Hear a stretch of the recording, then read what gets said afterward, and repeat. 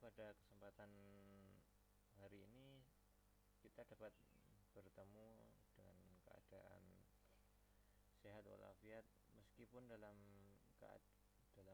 kondisi daring. Di sini kami dari kelompok 3 akan mempresentasikan hasil resum kami, yaitu tentang Al-Quran surat pendek pilihan dalam kehidupan sehari-hari tentang toleransi, yaitu materi kelas 7 semester 2. Di sini kami menempuh mata kuliah yaitu dari studi materi Quran hadis di MTS dan MA. Selanjutnya, mata kuliah ini diampu oleh Pak Anas Ma'ruf MPD. Kami dari kelompok 3 yang beranggotakan Alvina Damayanti dengan NIM tersebut Afiatul Mahmudah, dan saya sendiri yaitu Arijalu Nurqawim dengan NIM 2011-933. Adapun peta konsep dari materi kami yaitu dengan judul Al-Quran surat-surat pendek pilihan dalam kehidupan sehari-hari tentang toleransi. Materi pertama yaitu surat Al-Kafirun ayat 1-6. Yang selanjutnya adalah surat Al-Bayyinah ayat 1-8, manfaat toleransi, dan yang terakhir adalah menerapkan sikap toleransi dalam kehidupan sehari-hari, di mana dari semua itu ada penjelasan dan ada juga hadis tentang toleransi. Lanjut ke materi pertama yaitu surat Al-Kafirun. Bismillahirrahmanirrahim. Qul ya ayyuhal kafirun, yang artinya katakanlah hai orang-orang kafir. Ayat kedua, la a'budu ma ta'budun, artinya aku tidak akan memuja apa yang kamu sembah. Yang ketiga, wala antum a'biduna ma a'bud, artinya dan kamu bukan menyembah Tuhan yang aku sembah. Selanjutnya, wala ana a'bidum ma'abattum, artinya dan aku tidak pernah menjadi penyembah apa yang kamu sembah. Selanjutnya, wala antum a'biduna ma a'bud, artinya dan kamu tidak pernah pula menyembah Tuhan yang aku sembah. Ayat terakhir, lakum dinukum waliyadin, artinya untukmu agamamu dan untukkulah agamaku.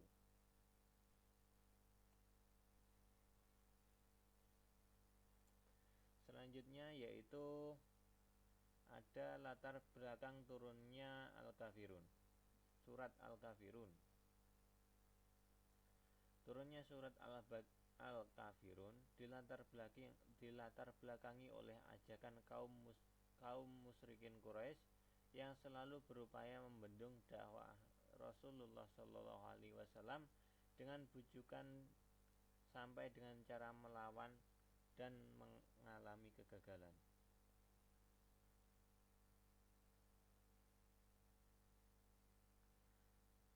Hal ini dikarenakan kaum Quraisy tidak suka dengan dakwah yang dilakukan oleh Nabi Muhammad SAW, sehingga mereka mencari cara agar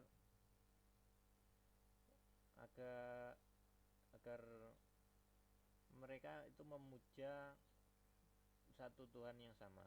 Ada rentang di mana kaum musyrikin Quraisy itu mengajak kepada Nabi Muhammad untuk menyembah Tuhan mereka selama 1 tahun, dan kaum Quraisy menyembah Tuhan.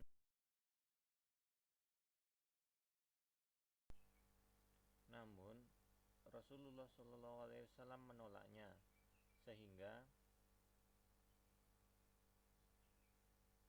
untuk mulah agamamu dan untukkulah agamaku, sehingga tidak terjadi percampuran antara berbeda keyakinan. Dan ayat tersebut menjelaskan bahwasanya Allah menginginkan setiap orang untuk merasakan perdamaian agamanya mulus Islam, yakni damai. Kedamaian tidak akan diraih kalau jiwa tidak damai, dan paksaan menyebabkan jiwa tidak damai. Maka dari itu, jika ingin beragama Islam, haruslah dengan hati yang benar-benar mantap dan taat kepada aturan Allah Subhanahu wa taala. Selanjutnya,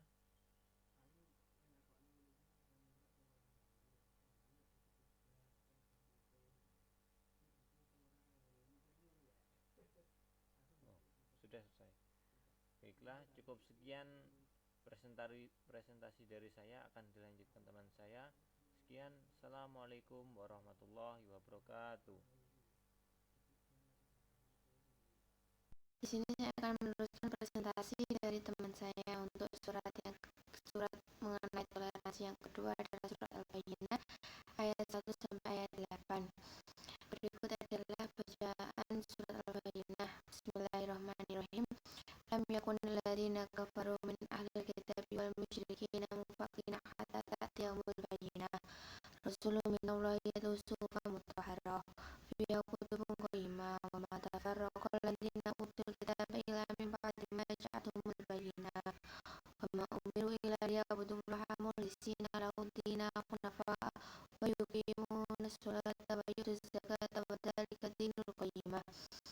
Innal ladzina kafaru min ahlil kitabi wal musyrikina fi nari jahannam khalidina fiha ulaika hum syarrul bariyah. Innal ladzina amanu wa 'amilus solihati ulaika hum khairul bariyah. Jazaohum 'inda rabbihim jannatu 'adnin tajri min tahtihal anhar khalidina fiha abadan radhiyallahu anhum wa radu 'an dzalika liman khasyya rabbah. Selanjutnya adalah arti dari surat Al-Bayyinah. Ayat pertama, artinya orang-orang kafir yang kitab dan orang-orang musyrik mengatakan bahwa mereka tidak akan meninggalkan agamanya sebelum datang kepada mereka bukti yang nyata. Arti ayat kedua yaitu seorang rasul dari Allah, Muhammad, yang membacakan lembaran-lembaran yang disucikan Al-Quran. Arti ayat ketiga, di dalamnya terdapat isi kitab-kitab yang lurus. Arti ayat keempat, dan pecah belah orang-orang yang didatangkan Alkitab kepada mereka, melainkan sebelum datang kepada mereka bukti yang nyata. Arti ayat kelima, padahal mereka tidak memperhatikan kecuali agar menyembah Allah dan memurnikan ketaatan kepadanya dalam menjalankan agama yang lurus, dan agar mereka menegakkan sholat dan menunaikan zakat, dan yang demikian itu adalah agama yang lurus. Arti ayat yang keenam, sesungguhnya orang-orang yang kafir, yakni ahli kitab dan orang-orang yang musyrik, akan masuk ke neraka jahanam. Mereka kekal di dalamnya, itu adalah seburuk-buruknya makhluk. Arti ayat yang ketujuh, sesungguhnya orang-orang yang beriman dan mengerjakan amal soleh, mereka adalah sebaik-baiknya makhluk. Arti ayat ke-8, balasan mereka di sisi Tuhan mereka adalah surga Aden yang mengalir di bawahnya sungai. Mereka kekal di dalamnya selama disimpan. Allah ridho terhadap mereka dan mereka pun ridho kepada mereka. Yang demikian itu adalah balasan bagi orang yang takut kepada Tuhannya. Untuk berikutnya adalah penjelasan dari surat Al-Bayyinah dari ayat yang pertama. Dalam ayat pertama, yang artinya orang-orang kafir, yakni ahli kitab dan orang-orang musyrik, mengatakan bahwa mereka tidak akan meninggalkan agamanya sebelum datang kepada mereka bukti yang nyata. Kemudian Allah Ta'ala bukti tersebut melalui firman-Nya di ayat yang kedua, yaitu berarti seorang rasul dari Allah yang membacakan lembaran yang disucikan Al-Quran, yaitu Nabi Muhammad, dan Quran Al-Azim yang beliau bacakan, yang sudah tertulis di Mala'ul A'la, di dalam lembaran disucikan. Ayat ketiga dalam surat ini dijelaskan oleh Ibnu Jabir at-Taubah, yakni di dalam lembaran yang disucikan itu terdapat kitab kandungan kitab dari Allah yang sangat tegak, adil dan lurus, tanpa adanya kesalahan karena ia berasal dari Allah. Kemudian untuk penjelasan ayat ke-6 sampai ayat ke-8 itu menjelaskan balasan dan ganjaran bagi orang-orang kafir ahlu kitab dan juga orang yang diturunkan serta nabi-nabi Allah yang diutus, bahwa mereka hari-hari kelak tempat mereka adalah neraka jahanam, kelak di dalamnya yang tidak akan pindah dari neraka itu. Dan Allah juga menceritakan tentang keadaan orang-orang yang berbuat baik, yaitu yang percaya dengan sepenuh hati dan mengerjakan amal soleh dengan hati mereka, bahwa mereka adalah sebaik-baiknya makhluk.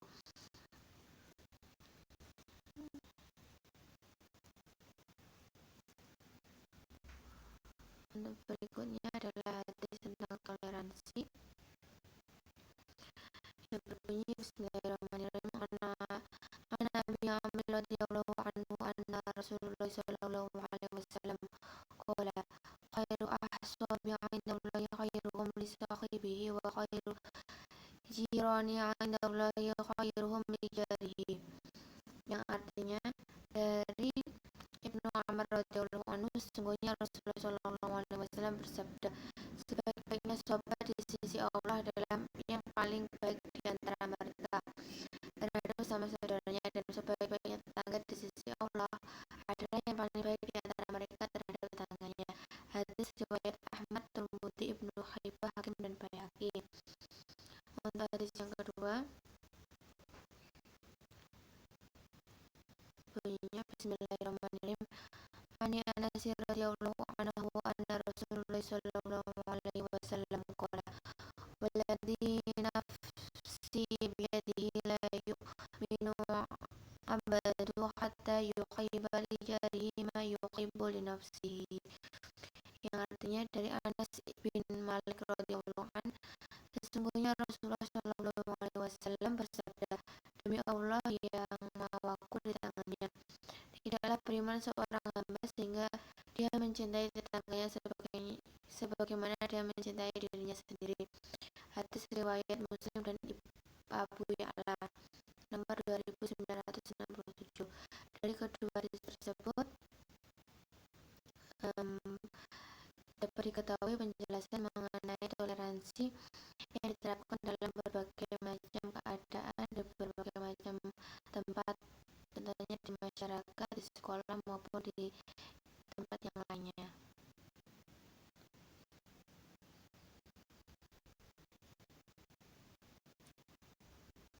Kesalahan karena ia berasal dari Allah. Kemudian untuk penjelasan ayat ke-6 sampai ayat ke-8 itu menjelaskan balasan dan ganjaran bagi orang-orang kafir ahlu kitab dan juga orang yang diturunkan serta nabi-nabi Allah yang diutus, bahwa mereka hari-hari kelak tempat mereka adalah neraka jahanam, kelak di dalamnya yang tidak akan pindah dari neraka itu. Dan Allah juga menceritakan tentang keadaan orang-orang yang berbuat baik, yaitu yang percaya dengan sepenuh hati dan mengerjakan amal soleh dengan hati mereka, bahwa mereka adalah sebaik-baiknya makhluk.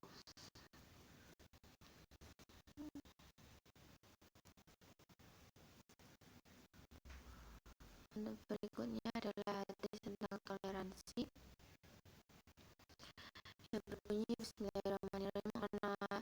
An Abi Amir radhiyallahu anhu anna Rasulullah sallallahu alaihi wasallam qala khairu ahsabi 'indallahi khairuhum li sahibihi wa khairu jirani 'indallahi khairuhum li jarihi, yang artinya dari Ibnu Umar radhiyallahu anhu, sesungguhnya Rasulullah sallallahu alaihi wasallam bersabda, sebaik-baiknya sahabat di sisi Allah adalah yang paling baik di antara mereka terhadap sama saudaranya, dan sebaik-baiknya tetangga di sisi Allah